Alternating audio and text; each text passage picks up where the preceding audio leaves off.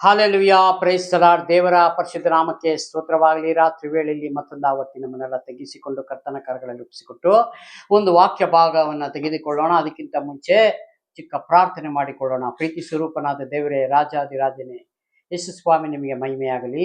ಈ ವಾಕ್ಯದೊಂದಿಗೆ ಸ್ವಾಮಿ ನೀವು ಮಾತನಾಡ್ರಿ ಅಪ್ಪ. ಪವಿತ್ರಾತ್ಮರೇ ನೀವು ಮಾತನಾಡ್ರಿ, ನಾವು ಕೇಳುತ್ತೇವಪ್ಪ ಸ್ವಾಮಿ.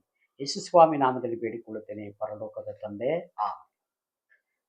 ಮತ್ತಾಯನ ಬರೆದ ಸುವಾರ್ತೆ 5ನೇ ಅಧ್ಯಾಯ 44ನೇ ವಚನ. ಇವತ್ತು ಬೆಳಗ್ಗೆ ಒಂದು ಪ್ರಸಂಗ ಇದೆ ತೆಗೆದುಕೊಂಡಿದ್ವಿ. ಮತ್ತೊಂದು ಆವರ್ತಿ ಅದನ್ನೇ ಕಂಟಿನ್ಯೂ ಮಾಡಿಕೊಳ್ಳೋಣ. ಇವತ್ತು 44ರಲ್ಲಿ ಹೇಳ್ತಿದೆ, ಆದರೆ ನಾನು ನಿಮಗೆ ಹೇಳುವುದೇನೆಂದರೆ ನಿಮ್ಮ ವೈರಿಗಳನ್ನು ಪ್ರೀತಿಸಿರಿ. ಹಾಲೆಲೂಯಾ. ಇದು ಯೇಸು ಸ್ವಾಮಿ ನಮಗೆ ಕಲಿಸಿಕೊಡ್ತಾ ಇದ್ದಾರೆ. ಆ ದಿನಗಳಲ್ಲಿ ಎಲ್ಲರಿಗೂ ದೇವರು ಶಿಷ್ಯಂದ್ರಿಗೆ ಎಲ್ಲ ಹೇಳಿಕೊಟ್ರು. ಆದರೆ ನಾನು ನಿಮಗೆ ಹೇಳುವುದೇನೆಂದರೆ ನಿಮ್ಮ ವೈರಿಗಳನ್ನ ಪ್ರೀತಿಸಿರಿ. ಹಾಲೆಲೂಯಾ.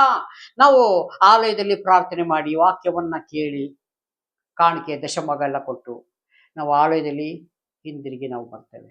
ಹೊರಗಡೆ ಬಂದ ಮೇಲೆ ಯಾರಾದ್ರೂ ನಮ್ಗೆ ವೈರತ್ವ ಇದ್ದರೆ, ಹಳೆ ದ್ವೇಷಗಳಿದ್ದರೆ, ಅವರು ನಮ್ಗೆ ಮಾತನಾಡಲಿಲ್ಲ, ನಾವು ಅವರಿಗೆ ಮಾತನಾಡಲಿಲ್ಲ, ಈ ರೀತಿ ವೈಮನಸ್ಸು ಇರುವುದಾದರೆ, ಅಲ್ಲಿ ದೇವರ ವಾಕ್ಯ ಹೇಳ್ತದೆ, ಯಾರಾದ್ರೂ ನಿಮಗೆ ವೈರತ್ವ ಕಾಡಿದ್ರೆ ಇನ್ನೂ ಕಾಡ್ತಾ ಇದ್ದರೆ ಅವರನ್ನ ನೀವೇನಂದ್ರೆ ಪ್ರೀತಿಸಿರಿ.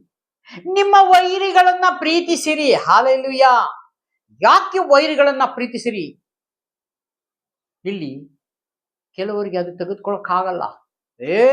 ನನಗೆ ರಸ್ತೆಯಲ್ಲಿ ನನಗೆ ಮರ್ಯಾದೆ ಇಲ್ಲದ ಹಾಗೆ ಮಾತನಾಡಿ, ನನ್ನ ಕುಟುಂಬದಲ್ಲಿ ಈ ರೀತಿಯಾಗಿ ಅವರು ಬಂದು ಸುಳ್ಳು ಸಾಕ್ಷಿ ಹೇಳಿ ನನ್ನನ್ನ ಅಸಡ್ಡೆ ಮಾಡಿದರು, ನನಗೆ ಅವಮಾನ ಮಾಡಿದ್ರು, ನಾನು ಹೆಂಗೆ ಕ್ಷಮಿಸೋದು?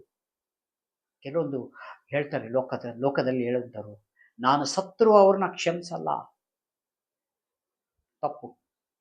ಯಾವತ್ತು ಹಾಗೆ ಲೋಕದವರಾಗಿರ್ಲಿ, ದೇವರ ಮಕ್ಕಳಾಗಿರ್ಲಿ, ಯಾರು ಹಾಗೆ ಹೇಳಬಾರದು. ನಾವು ಚೆನ್ನಾಗಿ ತಿಳ್ಕೋಬೇಕು, ಚೆನ್ನಾಗಿ ಕಲ್ತ್ಕೋಬೇಕು.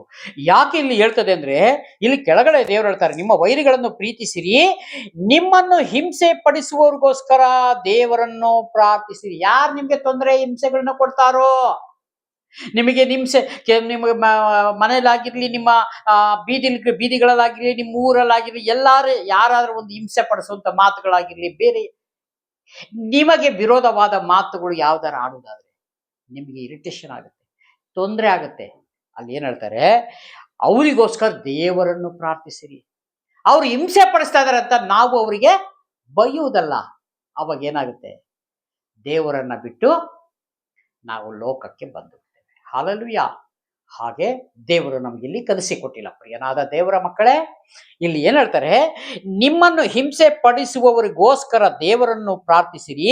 ಹೀಗೆ ನೀವು ಮಾಡಿದರೆ ನೀವು ಪರಲೋಕದಲ್ಲಿ ಇರುವ ನಿಮ್ಮ ತಂದೆಗೆ ಮಕ್ಕಳಾಗಿರುವಿರಿ.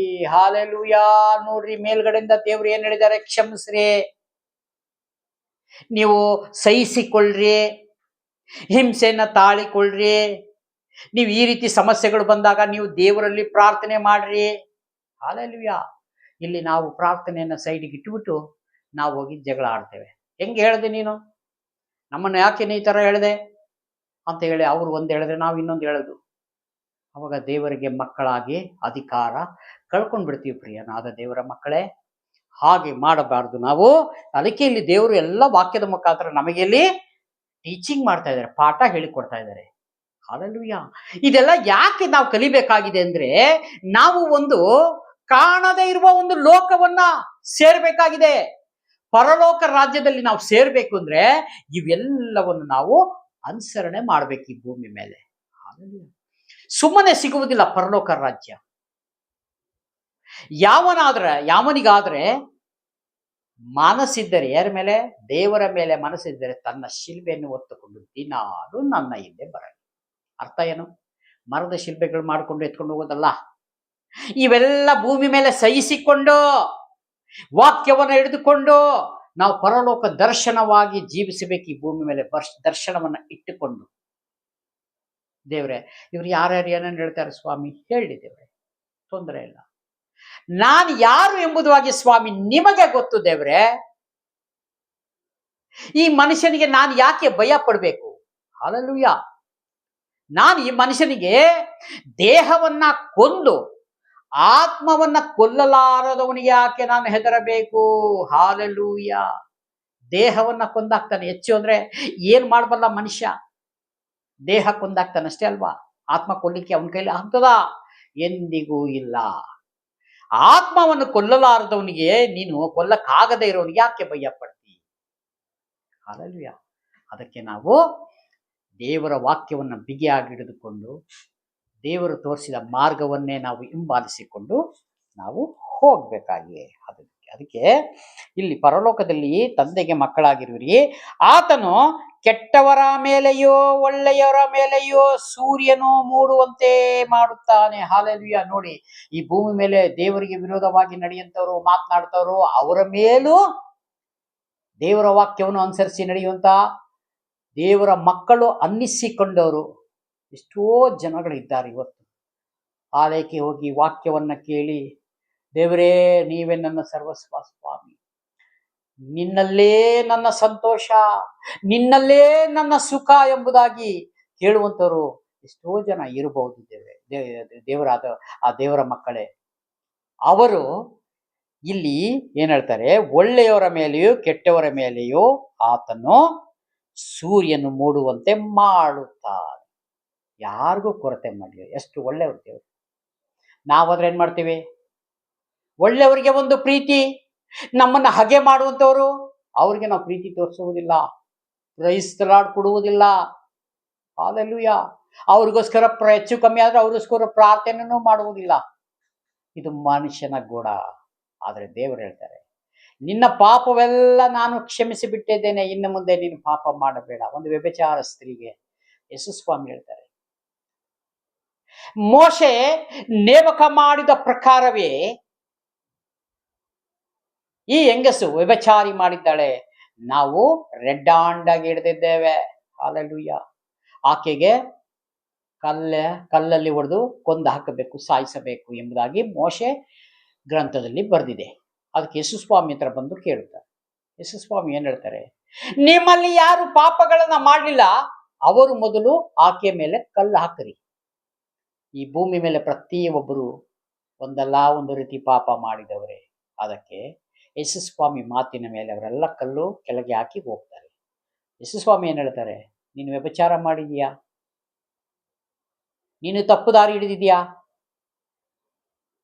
ನೀನು ಇಂಥ ಗತಿ ಬರ್ತದೆ, ಅಂತ ಗತಿ ಬರ್ತದೆ, ನೀನು ನರಕಕ್ಕೆ ಹಾಕಲ್ಪಡ್ತದೆ ಅಂತ ಹೇಳಿದ್ರಾ? ಎಂದಿಗೂ ಇಲ್ಲ. ಯೇಸುಸ್ವಾಮಿ ಒಂದೇ ಮಾತು ಹೇಳಿದ್ರು, ಸಹೋದರಿ ಎದ್ದಳು, ನಿನ್ನ ಪಾಪ ಕ್ಷಮಿಸಲ್ಪಟ್ಟಿದೆ, ಇನ್ನು ಮುಂದೆ ನೀನು ತಪ್ಪುಗಳನ್ನ ಮಾಡಬೇಡ, ಇನ್ನು ಮುಂದೆ ತಪ್ಪು ಮಾಡಬೇಡ, ನಿನ್ನ ಪಾಪ ಕ್ಷಮಿಸಲ್ಪಟ್ಟಿದೆ. ನೋಡಿ, ಅಂತ ಪ್ರೀತಿ ಯಾರಿಗಾರ ನಮ್ಮಂತವ್ರಿಗಿದ್ಯಾ? ದೇವರ ಮಕ್ಕಳೇ, ಆ ತರ ಪ್ರೀತಿ ಇದೆಯಾ? ಅದಕ್ಕೆ ದೇವರು ಹೇಳ್ತಾರೆ, ಕ್ರಿಸ್ತನ ಸ್ವಭಾವವನ್ನ ಧರಿಸಿಕೊಳ್ಳಿರಿ. ಯೇಸು ಸ್ವಾಮಿ ಯಾವಾಗ ಈ ಭೂಮಿ ಮೇಲೆ ಬಂದು ಈ ರೀತಿಯಾಗಿ ಎಲ್ಲ ಅನುಸರಣೆ ಮಾಡಿದರೋ, ಅದೇ ರೀತಿಯಾಗಿ ನೀವು ನನ್ನನ್ನ ಹಿಂಬಾಲಿಸಿರಿ ಅಂದ್ರೆ ಅರ್ಥ ಇದೆ. ದೇವರ ಗುಣಲಕ್ಷಣವನ್ನ ನಾವು ಧರಿಸಿಕೊಳ್ಳಬೇಕು ಈ ಭೂಮಿ ಮೇಲೆ. ಅದಕ್ಕಾಗಿ ದೇವರಿಗೆ ಸ್ತೋತ್ರ ಮಾಡಬೇಕು ನಾವು. ಆಮೇಲೆ ನೋಡಿ, ನೀತಿವಂತರ ಮೇಲೆಯೂ ಅನೀತಿವಂತರ ಮೇಲೆಯೂ ಮಳೆ ಸುರಿಸುತ್ತಾನೆ. ಹಾಲೆಲೂಯ. ನೋಡಿ, ನೀತಿವಂತರು, ಅನೀತಿವಂತರು, ದೇವರನ್ನ ನಂಬಿದವರು, ನಂಬದೇ ಇರುವಂತವರು, ಹೊಲಗದ್ದೆ, ತೋಟಗಳಿಗೆ, ಊರುಗಳಿಗೆ, ಜಮೀನು, ಪ್ರತಿ ಒಂದು ಕಡೆನೂ ದೇವರು ತಕ್ಕ ಕಾಲಕ್ಕೆ ಮಳೆಯನ್ನು ಸುರಿಸುತ್ತಾರೆ. ಎಷ್ಟು ಒಳ್ಳೆಯವರು. ನೀತಿವಂತರು ತೋಟ, ಜಮೀನು, ಗದ್ದೆಗಳನ್ನ ಮಾಡಿದ್ದಾರೆ, ನನಗಾಗಿ ಜೀವಿಸುವಂತರು, ಅವರಿಗೆ ಮಾತ್ರ ನಾನು ಮಳೆ ಕೊಡ್ತೇನೆ. ನನ್ನನ್ನು ಬಿಟ್ಟು ಇರುವಂತ ಜನಗಳಿಗೆ ನಾನು ಮಳೆ ಸುರಿಸಲ್ಲ ಅಂತ ದೇವರು ಹೇಳಿದಾರ? ಇಲ್ಲ. ಅವ್ರಿಗೂ, ನೀತಿವಂತರಿಗೂ ಅನೀತಿವಂತರಿಗೂ ಮಳೆಯನ್ನ ಸುರಿಸ್ತಾರೆ.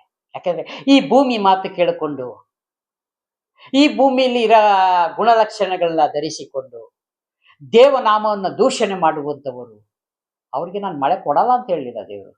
ಅವ್ರಿಗೂ ನಾನು ಮಳೆ ಕೊಡ್ತೀನಿ. ಯಾಕೆಂದ್ರೆ ಅವರನ್ನು ನಾನು ಪ್ರೀತಿಸ್ತಾ ಇದ್ದೇನೆ. ಹಾಲೆಲೂಯ. ನಿಮ್ಮನ್ನ ಹೇಗೆ ಪ್ರೀತಿಸ್ತಾ ಇದ್ದೇನೋ ಅದೇ ರೀತಿಯಾಗಿ ಅವರಿಗೂ ಸತ ನಾನು ಪ್ರೀತಿಸ್ತಾ ಇದ್ದೇನೆ. ಯಾರಿಗೂ ದ್ವೇಷ ಮಾಡಿಲ್ಲ ಸ್ವಾಮಿ. ಅದಕ್ಕಾಗಿ ದೇವರಿಗೆ ಸ್ತೋತ್ರ ಮಾಡೋಣ. ಹಲ್ಲೆಲೂಯಾ. ನೋಡು, ನೀ ನೀತಿವಂತರ ಮೇಲೆಯೋ ಅನೀತಿವಂತರ ಮೇಲೆಯೋ ಮಳೆಯ ಸುರಿಸ್ತಾನೆ. ನಿಮಗೆ ಪ್ರೀತಿ ತೋರಿಸುವವರನ್ನೇ ನೀವು ಪ್ರೀತಿಸಿದರೆ ಫಲವೇನೋ. ಹಲ್ಲೆಲೂಯಾ.